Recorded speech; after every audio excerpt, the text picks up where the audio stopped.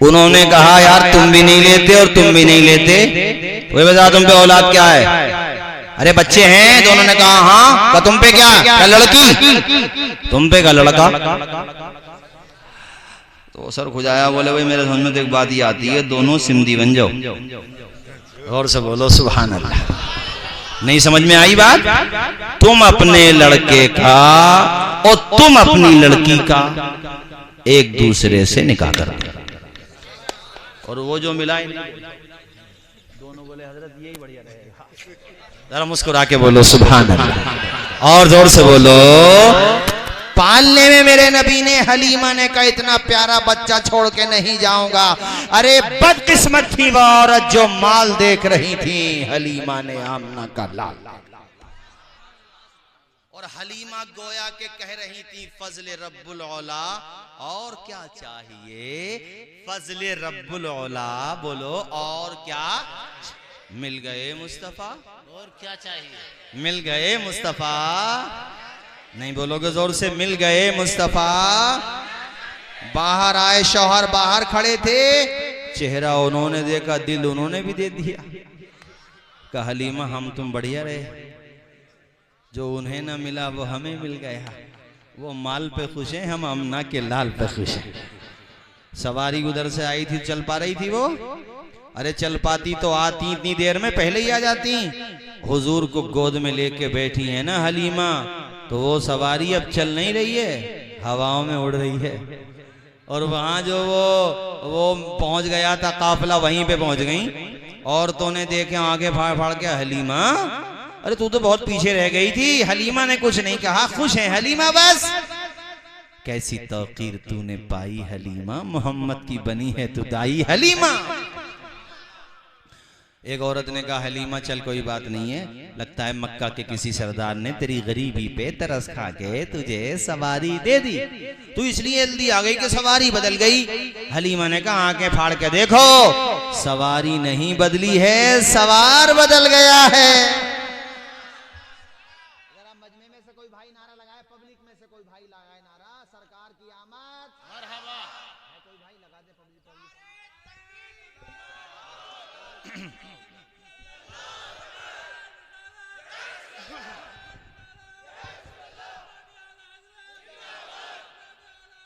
अल्लाह।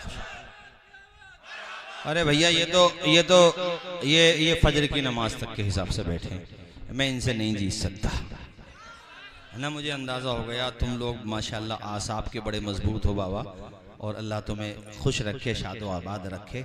हलीमा के घर पे हुजूर पहुंचे ना, अल्लाह की कसम इतनी बरकतें, जिन बकरियों के थनों के दूध खत्म हो गए थे, अल्लाह ने इतनी बरकत फरमाई कि बर्तन भर जाते थे, दूध खत्म नहीं होता था। आस पड़ोस में किसी के वहाँ पे मरीज आता, बीमार आता, किसी का बच्चा मरीज हो जाता, तब हलीमा के घर, किसी घर पे मेहमान आता, तब हलीमा के घर वो मरीज वाले जो होते थे ना बच्चे, औरतें कहती थी हलीमा तुम जो वो नूर वाला बच्चा लाई हो, उसकी प्यारी प्यारी अंगुश्ते पाक इस पानी में दाखिल कर दो। हुजूर पाक की अंगुश्ते पाक पानी में जाती, अल्लाह उस पानी को दवा बना देता था, शिफा बना देता था। वो बच्चा पानी पीता, घर से बाद में बाहर निकलता था, शिफा याब पहले हो जाता था। अब हजरत हलीमा ये बड़ा मसला हो गया, चूंकि औरतों की कतार है, तो आपने घर में ही हौज खोद लिया, कहा यहीं से लेते जाओ। ए हलीमा ये तेरा घराना है या मेरे नबी का शिफा खाना है? और किसी घर पे मेहमान आया, घर पे ऐसा होता है पड़ोस में दूध नहीं होता तो चलो उन घर से ले लो, पड़ोस में चलता कि नहीं चलता? तो कबीले बनु साद में जिसके घर पे मेहमान आता, घर पे खाने को नहीं होता, तो वो मर्द औरत से कहता जाओ हलीमा के घर पे मिल जाएगा। हलीमा का घर तो लंगर खाना हो गया, वो मरीजों के लिए शिफा खाना हो गया। हुजूर की एक बहन है रजाई, यानी हजरत हलीमा की बेटी, तो हुजूर की कौन हो गई? बहन हो गई ना माशाल्लाह। रजाई, अल्लाह खुश रखे यार माशाल्लाह, आप लोग जानते हैं रजाई बहन का लफ्ज़ भी बोला आपने। उनका नाम है शीमा, उनकी उम्र थी 8-9 साल की, वो हुजूर को पालने में। और बहन बहन होती है, बहन अगर बड़ी हो ना तो माँ की जगह होती है। बहन मेरे साथियों, शादी के बाद बहनों के घरों पे जाया करो, तेजी के साथ सुनते रहो मेरे साथियों, नॉन स्टॉप सुनो जल्दी जल्दी। हजरत शीमा हुजूर को पालने में जब झुलाती थी तो अरबी में अशार सुनाती थी, उनकी जुबान अरबी थी ना। उसमें से एक शेर ये था, या रब्बना अब्क़ी लना मुहम्मदा हत्ता अराहु याफ़िअन व अमरदा। ये अल्लाह हमारे भाई मोहम्मद का जलवा यूं ही बाकी रखना। ये अल्लाह वो दिन भी तो आए जो हम अपने भाई की जवानी का दौर देखूं। जरा जोर से बोलो सुभान अल्लाह। वो एक रात में हजरत हलीमा कहती है मैंने हुजूर को चांदनी रात में खून जिगर पिलाया, उसके बाद हुजूर आराम फरमा है। अचानक मैंने आसमान की तरफ देखा तो चांद घूम रहा, और चांद को घूमते हुए देख के मेरा दिमाग भी घूमने लगा कि ये क्यों घूम रहा है। फिर मैंने बहुत केयरफुली, बिल्कुल फुल अटेंशन होकर के देखा तो मेरे समझ में आया कि फलक का हिलाल आमना के लाल के राबते में है, कांटेक्ट में है। और आज की मेडिकल साइंस के दौर में कहूं तो गोया के रेंज यहीं से मिल रही है। अंगुष्ठ पाक यूं किए हुए हैं हुजूर, अगर ऐसे करते हैं ना पूरब को तो खुदा की कसम चांद भी पूरब ही को चला जाता है। अगर पश्चिम की तरफ तो चांद पश्चिम की तरफ। यार चांद झुक जाता जिधर उंगली उठाते महद में, क्या ही चलता था इशारों पर खिलौना नूर का। बचपना भी लाजवाब है, जवानी भी लाजवाब है। हुजूर अक़दस ने ऐसे ऐसे प्यारे प्यारे इरशाद फरमाए, ऐसे ऐसे अमली नमूने पेश फरमाए। अल्लाह कुरान में कहता लक़द कान लकुम फ़ी रसूलिल्लाहि उस्वतुन हसना, मेरे महबूब की ज़िंदगी तुम्हारे लिए बेहतरीन नमूना है। बाज़ लोग कहते हैं ऐलान नबुव्वत के बाद नमूना है, मैं कहता हूँ खबरदार, ऐलान नबुव्वत के बाद तो है ही, हुजूर की ज़िंदगी शुरू से आखिर तक नमूना ही नमूना। देखो ये मैं एक बात बताऊं, हुजूर ने अभी नबुव्वत का ऐलान नहीं फरमाया था, 40 साल में नबुव्वत का ऐलान फरमाया। उससे पहले की बात है कि एक दफा बारिश पड़ी मक्का में बहुत ज्यादा, जोर से बोलो क्या पड़ी। और वो इतनी बारिश पड़ी कि वो क्या नाम है, ये जो है था खाने काबा से लगा हुआ हजरे अस्वद है ना, समझ तो जन्नती पत्थर जिसको चूम के इस्तिलाम कहते हैं, तवाफ शुरू होता है, वो पत्थर बारिश के बहाव से खाने काबा की दीवार छोड़ के जमीन पे आ गया। अब वहां के लिए बड़ी सम्मान की बात यह थी कि अब उस खाने काबा की दीवार पे उस पत्थर को लगाए कौन, इस पे झगड़ा। हर कोई चाहता था हम लगाएं, और उनमें जाहिलियत के झगड़े बहुत डेंजर होते थे, एक दफा शुरू हो गए तो सदियों तक चलते थे। और वो लोग जंग से पहले खून में उंगलियां भिगो लेते थे, उंगलियां भिगो ली। कबीले बनु हाशिम के लोग कह रहे हैं हम लगाएंगे, कबीले बनु मैया के लोग कह रहे हैं हम लगाएंगे, कबीले बनु तमीम के लोग कह रहे हैं हम लगाएंगे, कबीले बनु उदय के लोग कह रहे हैं हम लगाएंगे। मक्का में जितने भी कबीले कह रहे हैं कि हमारी मुझ को नीची थोड़ी है, हम तुम में भी ऐसी लड़ाई होती है गाँवों में, अगर मैं कहता तुम होती है कि नहीं, दब जाओ, जो दबेगा वही बचेगा, नरम पड़ जाओ, चूंकि जिस जो होगा नरम खुदा का उसी पे होगा, हाँ दबने वाला उठेगा। कोई बात नहीं, बर्दाश्त कर लो। अरे मुझे घूर के देख रहा था, गांवों में ये तो झगड़े होते हैं, खत्म करो झगड़े। देखो हुजूर ने कैसे खत्म किया, तलवारें मियान से बाहर, तीर कमान के अंदर पैवास, तैयारी जंग की। किस बात के ऊपर कि हजरे अस्वद हम लगाएंगे। नाक का मसला बना लिया उन्होंने। हुजूर ने सबको बुलाया, कहा मैं इसका सल्यूशन निकालूं, मेरी बात मानोगे? कहा तुम्हें लगाना है ना, कहा आपको भी लगाना, जी हमें सबको लगाना। कहा बैठो, एक काम करो, कल सूरज निकलने से पहले पहले जो सबसे पहले हरम में आ जाएगा वो लगाएगा। सुभान अल्लाह, सुभान अल्लाह। बड़े बूढ़े चेहरा देखते रह गए हुजूर। जी जी, ए मोहम्मद इब्ने अब्दुल्ला, न तुम्हारी सदाकत का जवाब, न तुम्हारी अमानत का जवाब, और न तुम्हारी बुर्दबारी का जवाब। क्या जबरदस्त फैसला दिया, हमारे दिमाग में भी बात नहीं आई। इस बात पे तैयार है कि सब तैयार हैं? अब सब सोच रहे थे कि हम ही सबसे पहले आ जाएंगे तो हम ही लगाएंगे। अब वो सुबह ही सुबह सबसे पहले आने की कोशिश करते, मगर वहां सबसे पहले आमना के लाल आ गए थे, सुभान अल्लाह, सुभान। अनी से बेकसा आ गए थे, चारा साजे दर्दमंदा आ गए थे। तो किसका हक बनता है? अरे जोर से बोलो, किसका हक बनता है? हुजूर पाक से सबने कह दिया भाई ए अब्दुल्ला के शहजादे आपका हक है, आप लगाओ। हुजूर ने कहा भी मत जाओ, कोई मत जाओ। मेरे हुजूर ने चादर बिछाई, आए है बोलो सुभान अल्लाह। अब चादर जमीन पे बिछा दी, हुजूर पाक ने हजरे अस्वद उठाया, जहां पे रखा था चादर के बीचों बीच रख दिया। काए मक्का वालों, तुम्हारे कबीले कितने का इतने, तुम्हारे खानदान कितने का इतने, कबीले खानदाने की बात है, कितने का इतने का, हर खानदान वाला अपना एक नुमाइंदा चुन लो। का फिर क्या होगा? का पहले चुनो, चुन लिए। हुजूर ने सब चुने हुए नुमाइंदों को बुलाया, कहा तुम भी खाने इसको क्या बोलते हैं चादर को पकड़ो, तुम भी चादर को पकड़ो। सबकी आंखों से आंसू आ गए। ए अब्दुल्लाह के बेटे तेरा जवाब नहीं है। हुजूर ने सबका दिल भी रख लिया और एक सुलगते हुए अंगारे को ठंडा कर दिया हुजूर ने। ये ऐलाने नबुव्वत से पहले की बात है। और 25 साल की उम्र शरीफ हो गई तो किससे शादी की हुजूर ने, बताओ मुझे? बेवा से। 2 मरतबा की बेवा थी, एक दफा की नहीं, 2 मरतबा की। और रिश्तों की लाइन जनाबे अबू तालिब के पास इतने रिश्ते थे, इतने रिश्ते वाले थे कि मैं मक्का की बात नहीं कर रहा हूँ, जजीरतुल अरब में ऊंचे ऊंचे खानदान वाले ये चाहते थे कि ये सादिक व अमीन हमारा दामाद बन जाए। मगर मेरे नबी ने खुदा की कसम अगर इज्जत दी तो उसे जो 2 मरतबा की बेवा थी। जिस जमाने में बेवा का चेहरा देखना नहूसत की अलामत था, हुजूर ने कहा जालिमों, बेवा को देखना नहूसत नहीं होता है, बेवा को गले लगाना ये रहमत होता है। और हुजूर ने हजरत खतीजा, इससे एक पैगाम है, अगर कोई इस्लामी खातून जवानी की उम्र में बेवा हो जाए और उसकी उम्र ऐसी है कि उस उम्र में शादी होना चाहिए, तो जवानों शादियां किया करो। इसको मायूब न समझो बल्कि हुजूर की सुन्नत समझो। अल्लाह उसके कदम की बरकत से तुम्हारे घर में बरकतें नाजिल फरमा देगा। यहाँ ये जुमला भी सुनो कि जब तक वो बकायदे हयात रही हुजूर ने दूसरा निकाह नहीं फरमाया। हुजूर की जवानी की सारी उम्र तो उन्हीं के साथ गुजरी है। बाद में आपने निकाह फरमाया, उसमें बड़ी हिकमतें थी।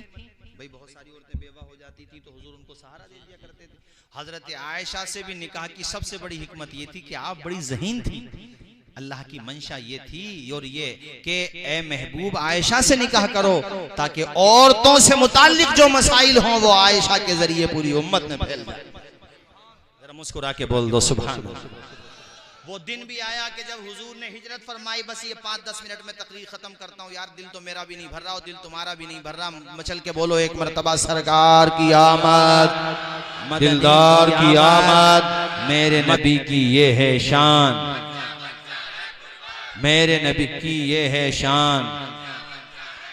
मैंने तकरीर के एंड में, तकरीर के आखिर में लोगों को इतनी मोहब्बत से सुनते हुए कभी कभी देखा है जैसा अभी अभी देख रहा हूं। इसलिए इंशाअल्लाह ये रिश्ता अपना बरकरार रहेगा। अब भाई अजीज उतना ही रखो कि दिल बहल जाए, इतना भी न चाहो कि मेरा दम निकल जाए। चमन रहेगा, फूल खिलेंगे, जिंदगी रही तो इंशाअल्लाह। फिर कहा था तुमने तो 4 साल लग गए, जल्द मिलेंगे। चमन रहेगा, फूल खिलेंगे, जिंदगी रही तो। अल्लाह खुश रखे हमारे छोटे भाई मौलाना हारून साहब को, हमारे इमाम साहब को, हमारे हजरत मौलाना उस्मान साहब को, बिला तमामी उलमाए ज़वील एहतराम को। इनकी भी तारीफ करना होगी कि पूरा ख़ानदान साथ है, तभी तो हिंदुस्तान साथ है।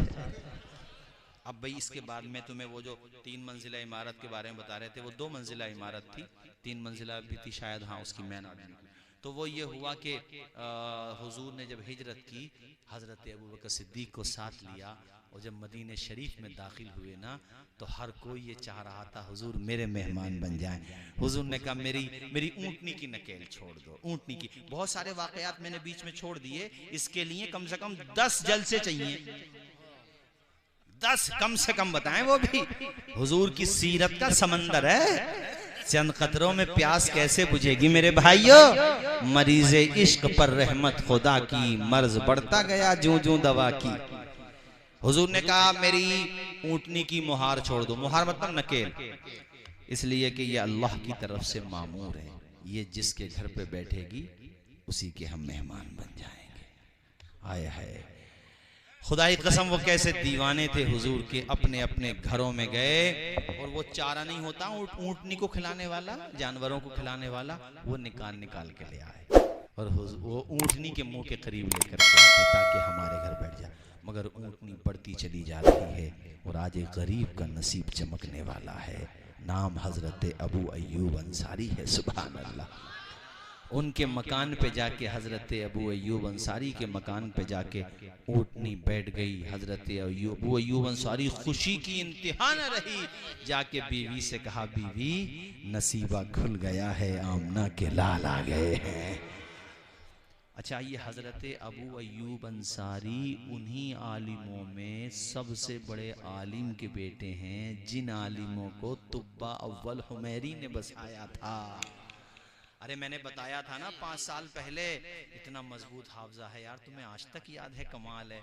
उसने बसाया था ना, वो वाकया बताया कि नहीं बताया था मैंने आप लोगों को कि वो मक्का में आया था तो उसने बुरी नीयत की थी, तो उसका नाक और कान में खून निकलने लगा था। फिर उसने तौबा की थी, तो तौबा करने के बाद फिर उसने जनाबे वाला खाने काबा की पे गिलाफ भी चढ़ाया, वहाँ लोगों पे सदका खैरात भी किया। फिर वो जब यसरब पहुँचा तो उसके साथ के उलमा ने मिट्टी सूंघ के कहा, बादशाह साहब तुम जाओ, हम नहीं जाएंगे। तुम क्यों नहीं जाओगे?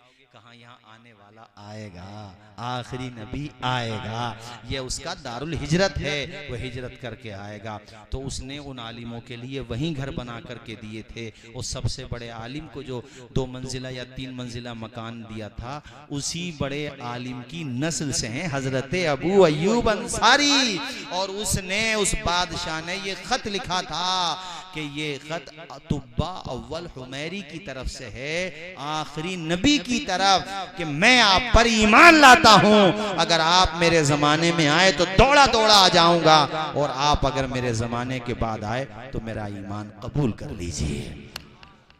तो हुजूर भी वहां पहुंचे कि नहीं पहुंचे? जोर से बोलो, अरे मेरे हुजूर, सुभान अल्लाह, जोर से बोलो सुभान अल्लाह, और मचल के बोलो सुभान अल्लाह। और ये भी दुआ करो कि या अल्लाह हमें भी वो दयार दिखा दे, प्यारे नबी का वो शहर दिखा दे, या अल्लाह मक्का भी दिखा दे, आमीन, मदीना भी दिखा दे, आमीन। और या अल्लाह हम ये क्यों कहें एक बार दिखा दे, हम तो ये कहेंगे बार बार दिखा दे। बोलो, हम तो ये कहेंगे बार बार दिखा दे। हम तो कानों में आज़ान की आवाज़ आती है तो यही सोचते हैं, मालिक जब हमें अपनी बस्ती के मुअज्जिन का लहजा इतना प्यारा लगता है तो मालिक मस्जिद नबवी की आज़ानें भी सुना दे। जोर से बोलो या, मैं तकरीर खत्म कर रहा हूँ इन्हीं मिसरों पर। या रब मेरी सोई, आमीन बोलिएगा। अल्लाह मुझे भी बार बार बुलाए, हम सबों को बार बार बुलाए, वो प्यारा दयार दिखाए। और या अल्लाह जब मौत आए, मौत तो आना ही है ना, या अल्लाह जब मौत आए तो तेरे महबूब के गुंबद खजरा के करीब आ जाए। मैं उम्रे पे गया था, मैंने वहाँ एक दफ़ा, उम्रे की बात है ये, मैंने खुदा की कसम एक बंदे को अपने माथे की आंखों से देखा, उसका वहीं पे दम निकलते, मैंने खुद देखा। गुंबद खजरा के पास यार कितनी अच्छी मौत आई उसकी, यानी यहाँ हम लोग तड़पते हैं, वहाँ हुजूर अक़दस के गुंबद खजरा प्यारे नबी का सामने, और वो यहाँ पे लेटा हुआ। ऐसे पहले मैं गया जन्नतुल बकी तो वो बैठा था, मुझे ध्यान है वो बैठा था वहीं पर दुरूद शरीफ वगैरह पढ़ रहा था, और वापस आया तो भीड़ लग रही थी। मैंने कहा क्या हुआ भाई, तो मैं करीब गया तो वही बंदा था, उसका दम चल रहा था वहीं पे। कैसे कैसे आशिक होते हैं। हम और आप भी दुआ करें कि या अल्लाह जब मौत आए तो हुजूर के गुंबद शरीफ के पास आए। आमीन बोलो, जोर से आमीन बोलो। या रब मेरी सोई हुई तकदीर जगा दे, आंखें मुझे दी हैं तो मदीना भी दिखा दे। मुद्दत से मैं इन हाथों से करता हूँ दुआएं, इन हाथों में अब जाली सुनहरी वो थमा दे, आंखें मुझे दी है तो मदीना भी दिखा दे। सुनने की जो कुव्वत मुझे बख्शी है खुदाबंद, फिर मस्जिद नबवी की अज़ाने भी सुना दे, आंखें मुझे दी है तो मदीना भी दिखा दे। दिखा दे या इलाही वो मदीना जहाँ पे रात दिन मौला। खड़े हो जाएं, सलाम पढ़ लें। वमा अलैना इल्लल बलाग। अस्सलामु अलैकुम व रहमतुल्लाह।